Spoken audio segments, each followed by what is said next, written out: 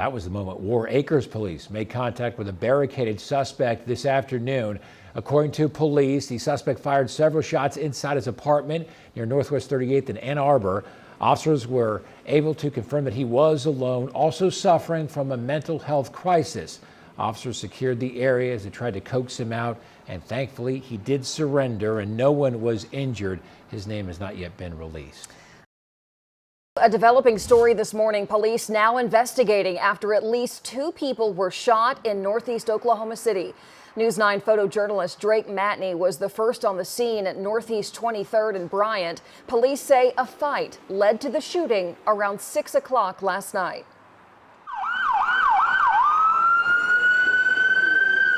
So at 6:20 tonight at 2831 Northeast 23rd Street, we received a call of a shooting. When officers arrived, we had 2 confirmed gunshot victims.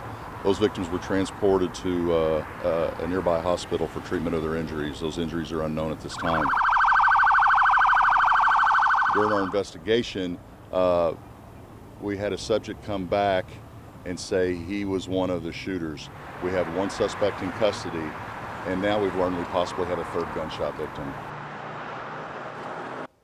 Police say they have not yet found the 3rd victim that the suspect claims they took to the hospital. Police have not released any other details about the victims or suspects. We'll keep you posted.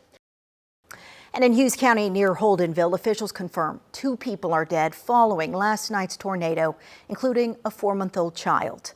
Our Storm Jones is live near Holdenville with more. Storm?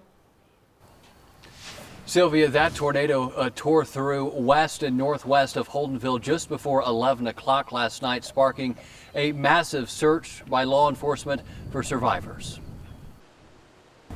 It was sad. I mean, the devastation is just, it's unreal. The Hughes County Emergency Manager says in all, 14 structures were damaged or destroyed, injuring 4 people, taking the life of an adult man and a 4-month-old baby. We were watching David Payne, so I called all my family. And about the time I set my cell phone down, he said, "It's west of Holdenville." Going to be a pretty strong tornado now west of Holdenville. I knew that was in the path of my family. Stephanie's aunt taking a direct hit. The 86-year-old woman, Miss Judy, who lives here, actually rode out the storm home alone. She had just moved back in a week ago after a 2023 tornado. Haven't even put in the new carpet yet. If we're safe, thank God. Thank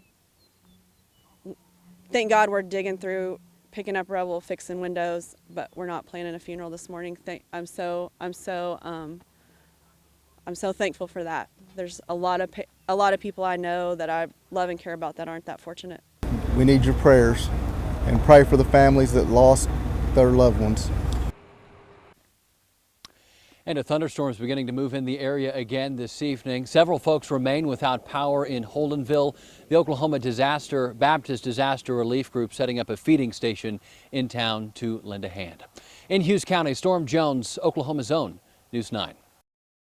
The Oklahoma Highway Patrol is in full force this week doing roadside inspections. The purpose is to keep big rigs and their drivers safe while traveling through our state. News 9's Jennifer Pierce is live near I-35 where troopers are focusing their attention. Jen. Carl, one of the I-35 inspection spots is just north of here near Guthrie. The other is in Davis.